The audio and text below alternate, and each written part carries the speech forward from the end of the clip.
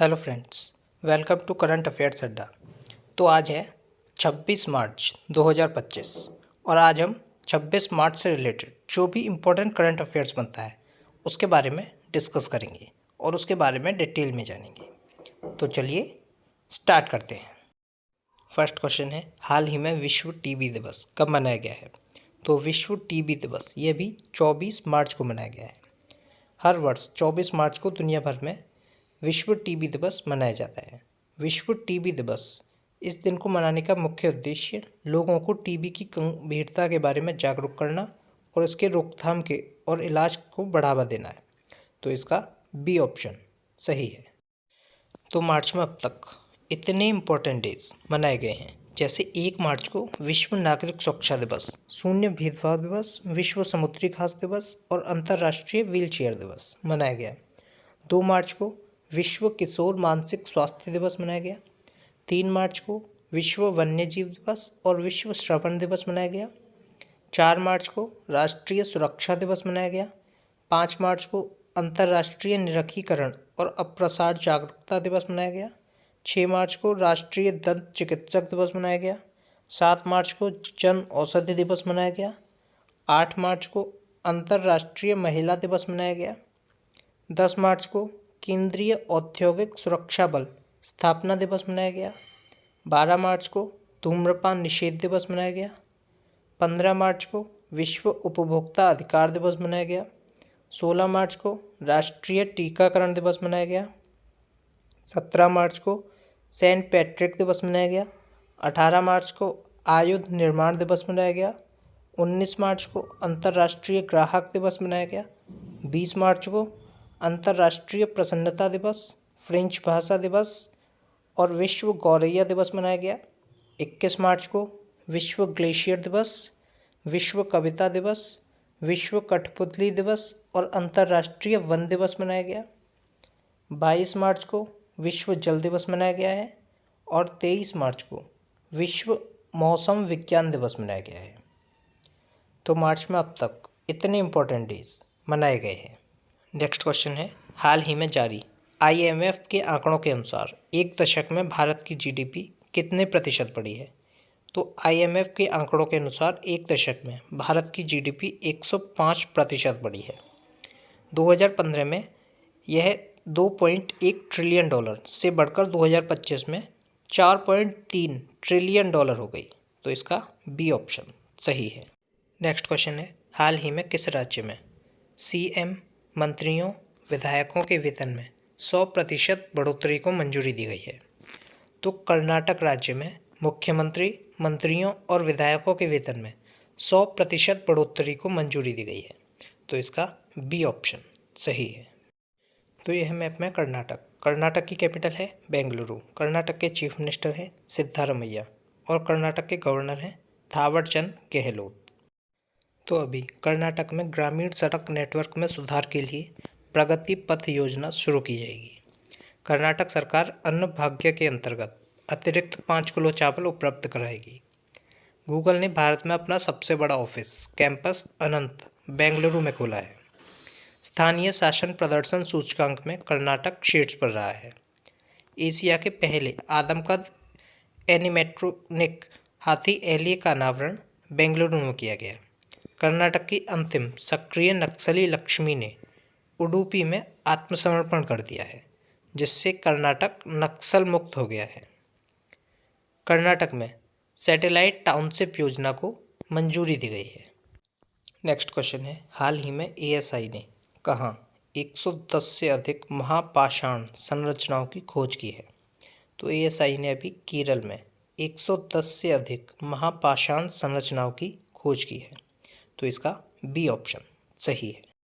तो अभी मुख्यमंत्री पिनाराई विजयन ने उन्नत साइबर सुरक्षा संचालन केंद्र का उद्घाटन किया है। केरल के बेलूर गांव में सदियों पुरानी आत्मा पूजा अनुष्ठानों के अवशेष मिले हैं। केरल सरकार ने नए नामरत्नम 2.0 नामक एक AI संचालित नेत्र जांच पहल शुरू की है।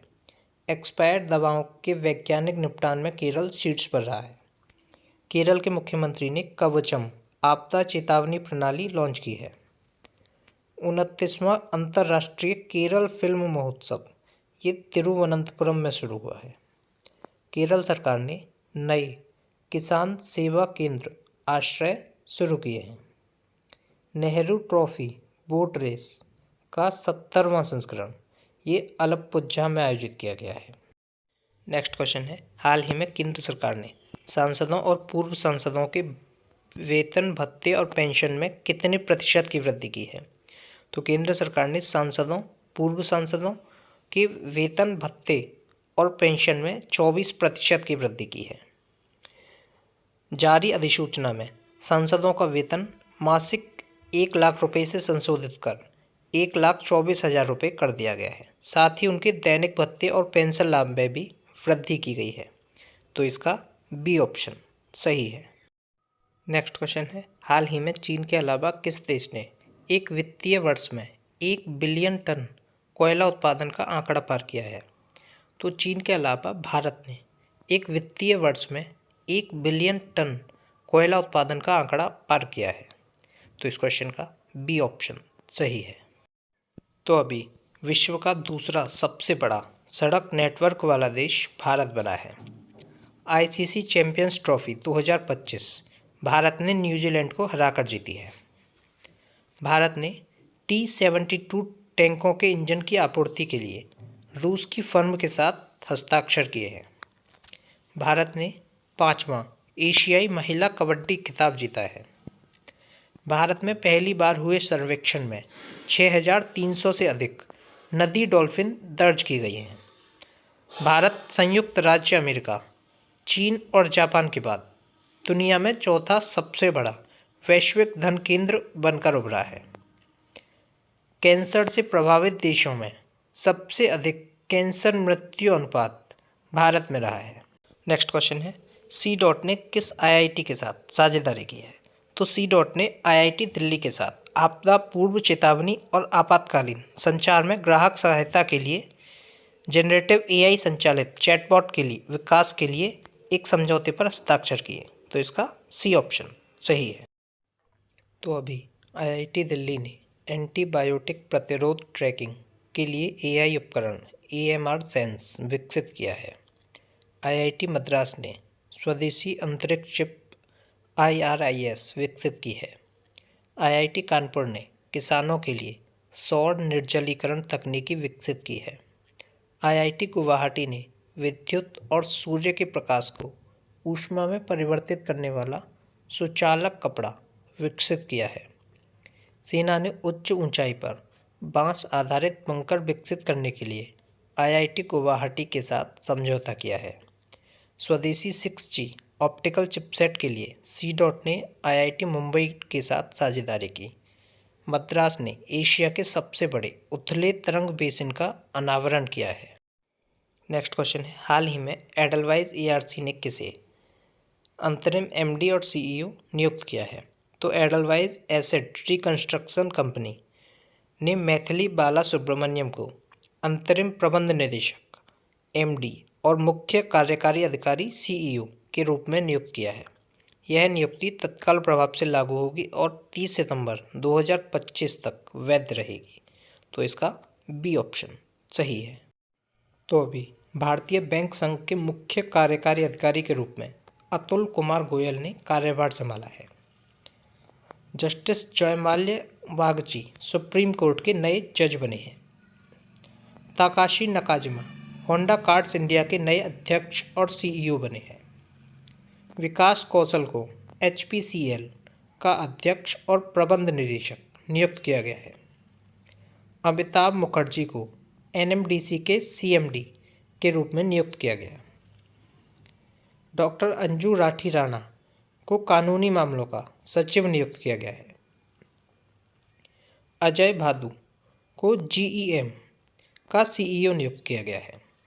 RBI ने अजीत रत्नाकर जोशी को कार्यकारी निदेशक नियुक्त किया है।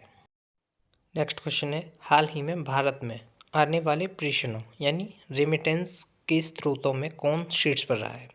तो भारत में आने वाले प्रेषणों के स्रोतों में अमेरिका शीर्ष पर रहा है। तो इस क्वेश्चन का सी ऑप्शन सही है। तो अभी अमेरिका के राष्ट्रपति ने रणनीतिक बिटकॉइन रिजर्व बनाने के कार्यकारी आदेश पर हस्ताक्षर किए हैं। अमेरिका की प्राइवेट कंपनी फायरफ्लाई एरोस्पेस का लैंडर ब्लू घोस्ट चंद्रमा पर उतरा है। ग्लोबल फायर पावर रैंकिंग 2025 के अनुसार रक्षा बजट के मामले में अमेरिका शीर्ष पर रहा है। काश पटेल अमेरिकी जांच एजेंसी FBI के निदेशक बने हैं। डैन बोगिनो को FBI का उप निदेशक नियुक्त किया गया है। पॉल कपूर को दक्षिण एशिया के लिए अमेरिकी राजनयिक के रूप में नामित किया गया है। तुलसी गब्बार्ड को अमेरिका का खुफिया प्रमुख नियुक्त किया गया है। अमेरिका के राष्ट्रपति ने पेपर स्ट्रॉ पर प्रतिबंध लगाया है।